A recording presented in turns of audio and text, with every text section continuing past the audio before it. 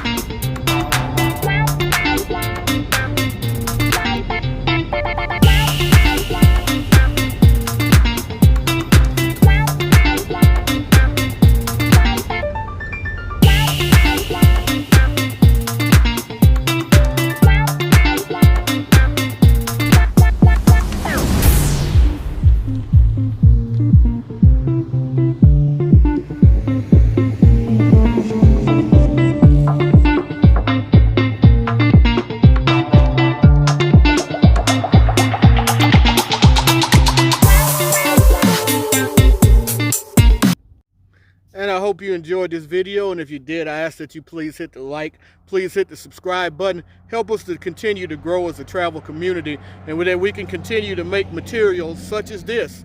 And as always, remember, live today, grow today, tomorrow's never guaranteed. Peace!